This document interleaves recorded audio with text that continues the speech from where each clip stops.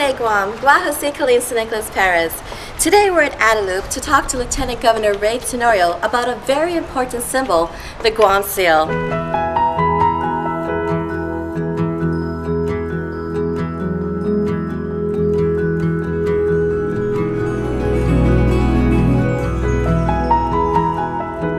And with me is a man who probably needs no introduction, is Lieutenant Governor Ray Tenorio. G'day, Colleen. Thank you. Welcome to my office.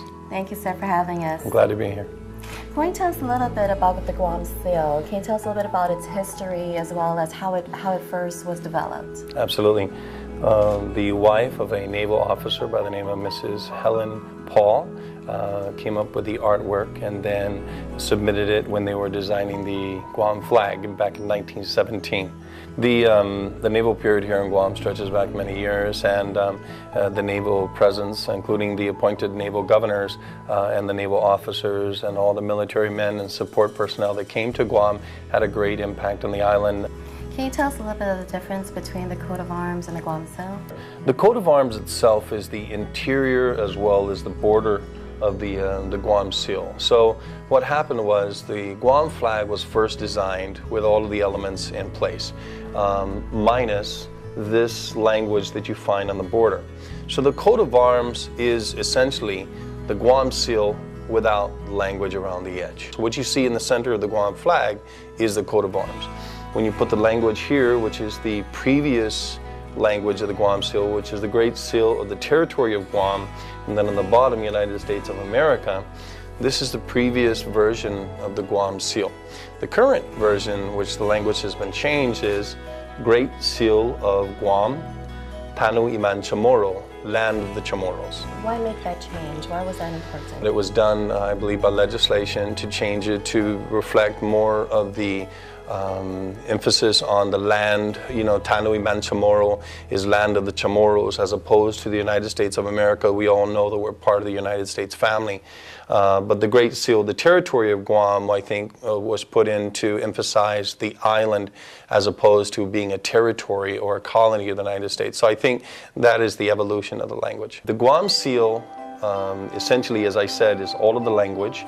And of course, there's many icons that represent the history and a lot of the culture of the island. One of the most prominent, obviously, the name Guam. And the origins of that are something of speculation and debate as well now, whether it would be Guam, Guahan. And then you have the tree, and the tree is very strong here in its appearance, not just in the flag, but also the Guam Seal. Because the coconut tree is something that's not just provided for food, but also for many other things, including clothing and other things that our people use on a regular basis. So the seal, you have very strong, prominent coconut tree.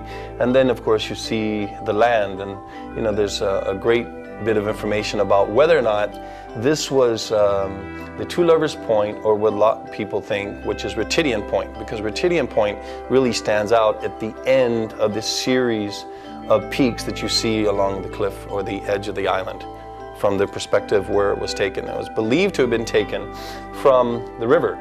But the question again is, which river? Is it the river over by Padre Paloma Park? Is it the river by the Agana River, which is now a variation of the original river? Or was it taken, as some have believed, possibly down here, where the river comes out from Pico Cemetery right over here by Adelup?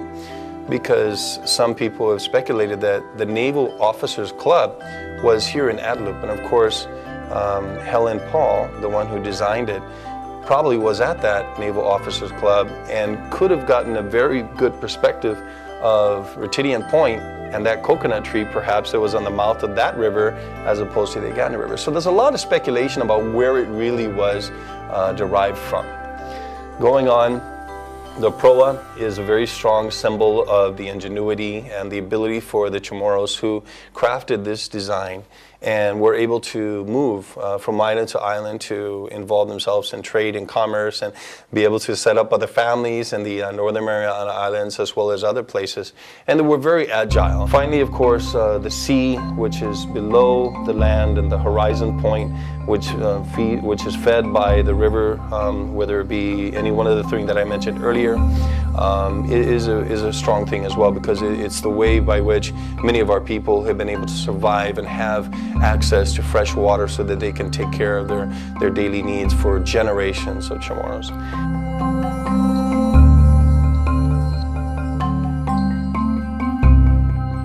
One of the functions of the Lieutenant Governor is to keep and maintain who and what uses that type of image. You don't just get the Guam Seal to use on anything. It has to be something that's approved by the Lieutenant Governor, and it's monitored by our office. So if people want to use it for their product seal, or they want to use it on something, some kind of a promotion or anything that has to do with Guam, they have to obtain permission from the office, because the Guam Seal just can't be used for anything. It has to be something that is in the best interest of the people of Guam and in keeping with the tradition, the history, and the culture of the island. So it's something that's guarded very closely. If you have people take away one thing about the Guam Seal, what would that one thing be? If there's one thing that I hope that people really learn or take away from the Guam Seal, is that there's a lot of pride and a lot of history, that things are created out of our ancestors and our forefathers, that thought goes into the things that are part of our emblem and our symbolism of our island. So when people walk away from seeing the Guam Seal, I want them to feel that they've seen something special.